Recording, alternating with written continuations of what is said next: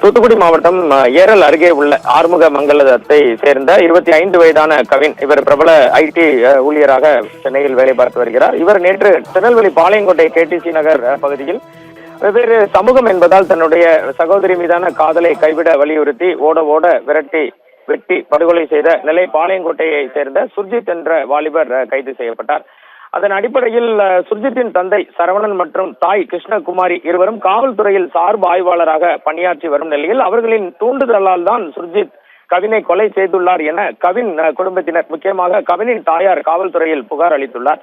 அதன் அடிப்படையில் காவல்துறையினர் தற்போது மிக தீவிரமான விசாரணையை முன்னெடுத்து வருகின்றனர். இந்த நிலையில் சுர்ஜித்தின் தந்தை சரவணன் மற்றும் தாய் கிருஷ்ணகுமாரி இருவரையும் கைது செய்ய வேண்டும், கவின் மரணத்திற்கு உரிய இழப்பீடு வழங்க வேண்டும் என வலியுறுத்தி உடலை வாங்க மறுத்து உறவினர்கள் அவரது சொந்த ஊரான தூத்துக்குடி மாவட்டம் ஏரல் அருகே உள்ள ஆறுமுக மங்கலத்தில் போராட்டத்தில் ஈடுபட்டுள்ளனர். ஸ்ரீவைகுண்டம் டிஎஸ்பி நரேஷ் அவர்களிடம் பேச்சுவார்த்தை நடத்தினார். பேச்சுவார்த்தையில் எந்த முடிவும் எட்டப்படாத நிலையில் கவினின் உறவினர்கள் சாலையோரத்தில் அமர்ந்து அவரது உடலை வாங்க மறுத்து தொடர்ந்து போராடி வருகின்றனர்.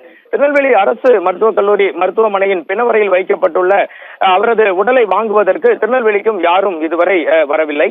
சுர்ஜித்தின் பெற்றோர், சரணடைந்த சுர்ஜித்தின் பெற்றோர் உதவி ஆய்வாளர்கள் மீது வழக்கு பதிவு செய்யப்பட்டு 6 பிரிவுகளின் கீழ் வழக்கு செய்யப்பட்டுள்ளது. இந்த புகாரினை சுர்ஜித்தின் தாயார் அளித்துள்ளார். தனது சகோதரியை கவின் வற்புறுத்தியதால் அவரை வெட்டி படுகொலை செய்ததாகவும் வாக்குமூலம் அளித்துள்ளார். இதனிடையே கவின் உடல் வைக்கப்பட்டுள்ள திருநெல்வேலி அரசு மருத்துவக் கல்லூரி பிணவரைக்கு அவரது உறவினர்கள் யாரும் தற்போது வரை வரவில்லை. அவர்களது உடலை வாங்க மறுத்து தங்களது சொந்த ஊரிலேயே போராட்டம் நடத்தி வருகின்றனர்.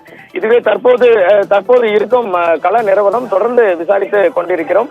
கைது செய்ய இவர்கள் இருவரையும் கைது செய்யும் வரை உடலை வாங்க போவதில்லை என படுகொலை செய்தவரின் உறவினர்கள் தொடர்ந்து தெரிவித்து வருகின்றனர். இதுவே தற்போது இருக்கும் நிலவரம். தொடர்ந்து விவரங்களை சேகரித்து வருகிறோம்.